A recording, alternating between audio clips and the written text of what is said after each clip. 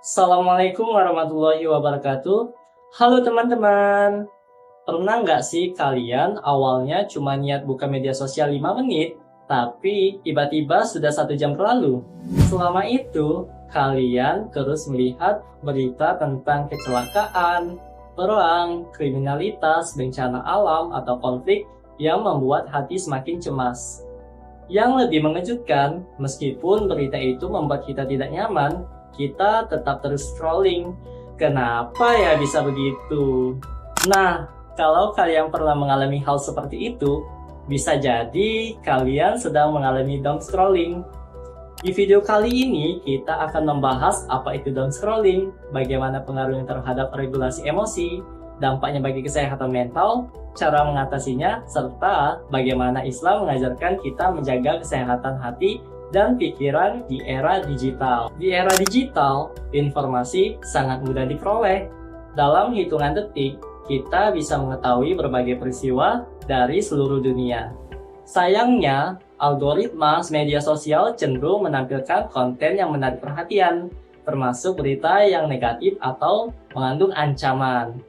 Akibatnya, banyak orang tanpa sadar menghabiskan waktu berjam-jam membaca berita buruk secara terus-menerus.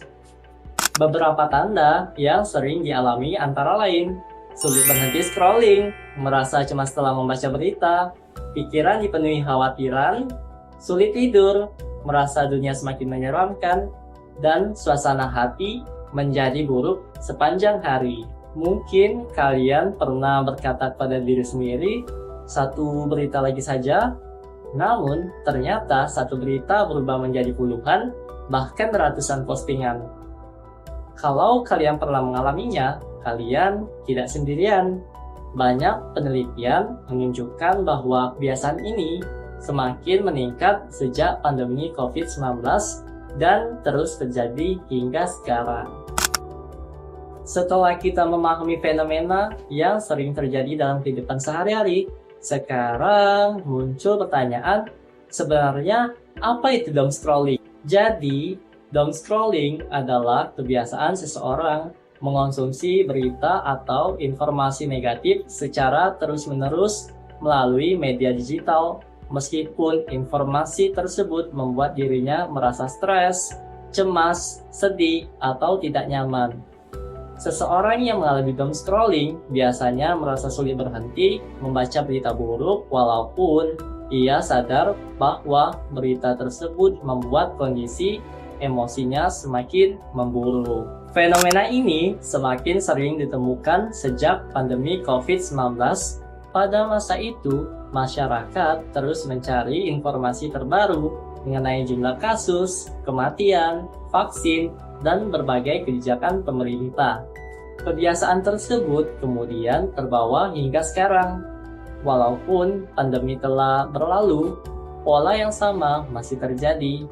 Hanya saja topik yang dibaca berubah menjadi konflik, kriminalitas, bencana alam, atau isu-isu lain yang bersifat negatif. Lalu muncul pertanyaan berikutnya, mengapa otak kita justru tertarik pada berita buruk? Dalam psikologi, terdapat beberapa penjelasan. Pertama, negativity bias. Negativity bias adalah kecenderungan alami otak manusia untuk lebih memperhatikan informasi yang bersifat negatif dibandingkan informasi yang positif. Mengapa demikian?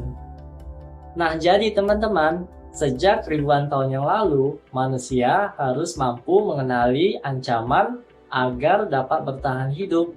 Misalnya, ketika melihat binatang buas atau menghadapi bahaya di alam, otak akan memprioritaskan informasi yang dianggap mengancam agar manusia dapat segera mengambil tindakan.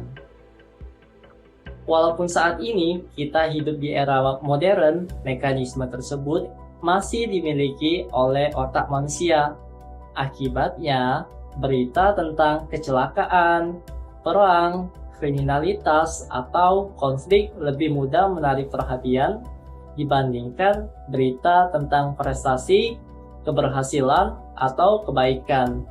Itulah sebabnya kita sering merasa lebih penasaran membaca berita negatif dibandingkan berita yang positif. Kedua, fear of missing out atau FOMO. FOMO merupakan rasa takut tertinggal informasi atau pengalaman yang sedang dialami orang lain. Dalam konteks down scrolling, seseorang berpikir bahwa jika ia berhenti membaca berita, maka ia akan kehilangan informasi penting yang mungkin memengaruhi kehidupannya.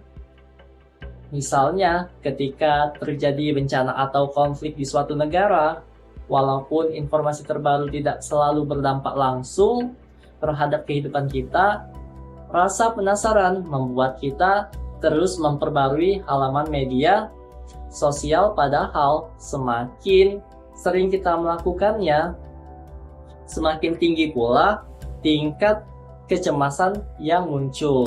Ketiga, algoritma media sosial. Teman-teman, pernah tidak kalian merasa setelah mencari satu berita tertentu, tiba-tiba semua media sosial dipenuhi berita yang hampir sama? Nah, hal itu bukanlah kebetulan. Platform media sosial menggunakan algoritma yang mempelajari kebiasaan penggunanya. Ketika kita sering membuka berita negatif, sistem akan menganggap bahwa kita tertarik dengan topik tersebut. Akibatnya, aplikasi akan terus merekomendasikan konten yang serupa. Semakin sering kita melihat berita negatif, semakin banyak berita negatif yang muncul. Akhirnya nih teman-teman, kita terjebak dalam lingkaran yang sulit dihentikan. Nah, inilah alasan mengapa banyak orang merasa ingin berhenti scrolling, tetapi akhirnya tetap melanjutkannya. Sekarang kita masuk ke pembahasan yang paling penting, yaitu hubungan antara doom scrolling dan regulasi emosi. Nah, jadi teman-teman, regulasi emosi adalah kemampuan seseorang untuk mengenali, memahami, mengendalikan, dan mengekspresikan emosinya dengan cara yang sehat. Setiap orang pasti pernah kan merasa sedih, marah, takut, ataupun kecewa. Nah, semua emosi tersebut adalah hal yang normal. Yang membedakan adalah bagaimana seseorang mengelola emosinya. Orang yang memiliki regulasi emosi yang baik mampu menyadari apa yang sedang ia rasakan, memahami penyebabnya, kemudian memilih cara yang tepat untuk merespons. Sebaliknya nih teman-teman, seseorang yang terus-menerus melakukan doom scrolling akan lebih sulit mengendalikan emosinya. Mengapa ya bisa begitu? Nah, jadi teman-teman, karena setiap berita negatif yang kita baca dipersepsikan otak sebagai sinyal ancaman. Ketika ancaman muncul secara terus-menerus, tubuh akan mengaktifkan sistem stres. Pada kondisi ini, tubuh melepaskan hormon stres seperti kortisol dan adrenalin. Kedua hormon tersebut sebenarnya bermanfaat ketika benar-benar berada dalam situasi berbahaya.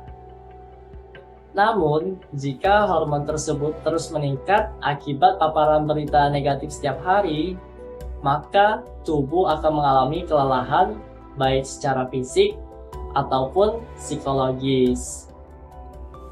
Akibatnya, seseorang menjadi lebih mudah cemas, mudah marah, sulit berkonsentrasi, sulit tidur, bahkan kehilangan motivasi untuk melakukan aktivitas sehari-hari. Nah, jika kondisi ini berlangsung dalam waktu yang lama, kualitas hidup dapat menurun, prestasi belajar menjadi terganggu, hubungan dengan keluarga atau teman menjadi kurang harmonis, dan resiko munculnya gangguan kecemasan maupun depresi juga meningkat. Karena itu, doom scrolling bukan hanya masalah penggunaan media sosial, tetapi juga berkaitan erat dengan kesehatan mental seseorang. Sebagai mahasiswa psikologi Islam, kita juga perlu melihat fenomena ini dari perspektif Islam. Islam mengajarkan umatnya untuk tidak mudah menerima semua informasi begitu saja. Allah SWT berfirman dalam surat Al-Hujurat ayat 6 yang artinya, "Wahai orang-orang yang beriman, apabila datang padamu seorang fasik membawa satu berita, maka telitilah kebenarannya agar kamu tidak menimpakan musibah kepada suatu kaum tanpa mengetahui keadaannya, sehingga kamu menyesali perbuatanmu." Nah teman-teman, ayat ini mengajarkan konsep tabayun, yaitu memeriksa dan memastikan kebenaran informasi sebelum mempercayai atau menyebarkannya. Nilai ini sangat relevan di era digital saat ini, ketika berita menyebar dengan sangat cepat dan belum tentu semuanya benar. Selain itu, Allah SWT juga berfirman dalam surat Ar-Ra'd ayat 28 yang artinya, "Ingatlah hanya dengan mengingat Allah, hati menjadi tentram." Nah teman-teman, ayat tersebut menunjukkan bahwa ketenangan hati tidak hanya diperoleh dari banyaknya informasi yang kita ketahui, tetapi juga dari kedekatan kita kepada Allah SWT. Ketika merasa cemas akibat terlalu banyak mengonsumsi berita negatif, kita dapat menenangkan diri dengan berzikir, membaca Al-Quran, berdoa, serta memperbanyak tawakal pada Allah. Dengan demikian, regulasi emosi dalam perspektif psikologi Islam tidak hanya dilakukan melalui teknik psikologis seperti relaksasi atau mindfulness, tetapi juga diperkuat dengan nilai-nilai spiritual yang memberikan ketenangan batin. Jadi teman-teman, semakin jelas bahwa down scrolling bukanlah kebiasaan yang bisa dianggap sepele. Jika dilakukan terus-menerus, kebiasaan ini dapat memengaruhi cara berpikir, kondisi emosi, kesehatan mental, bahkan kualitas hidup seseorang. Nah teman-teman, berikut beberapa langkah yang bisa langsung kalian praktikkan. Tips pertama, batasi waktu menggunakan media sosial. Gunakan fitur screen time atau timer agar penggunaan media sosial lebih terkontrol. Tips kedua, pilih sumber informasi yang terpercaya karena tidak semua berita perlu kita konsumsi. Hindari akun yang hanya menyebarkan sensasi dan berita yang belum jelas kebenarannya. Tips ketiga, jangan membaca berita sebelum tidur.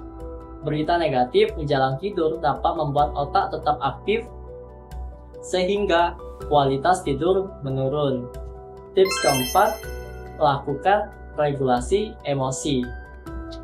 Saat merasa cemas, coba tarik napas perlahan, lakukan relaksasi, journaling, atau berbicara dengan orang yang dipercaya. Tips kelima, lakukan digital detox dengan cara sisihkan waktu setiap hari tanpa media sosial, misalnya 1 hingga 2 jam. Gunakan waktu tersebut untuk membaca Al-Quran, berolahraga, berkumpul bersama keluarga, atau melakukan hobi. Tips keenam, media sosial dengan konten positif. Ikuti akun edukasi, motivasi, kesehatan mental, dan dakwah agar algoritma mulai menampilkan konten yang lebih menenangkan. Teman-teman, teknologi sebenarnya tidak berbahaya. Yang perlu kita kelola adalah bagaimana kita menggunakannya. Jangan sampai kebiasaan down scrolling mengendalikan emosi, pikiran, dan kehidupan kita.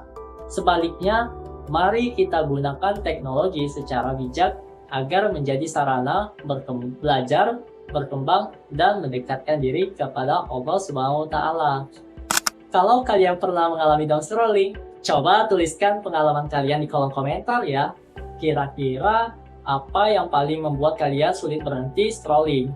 Semoga video ini bermanfaat dan dapat membantu kita semua menjadi pengguna teknologi yang lebih sehat secara mental dan spiritual. Terima kasih sudah menonton. Wassalamualaikum warahmatullahi wabarakatuh.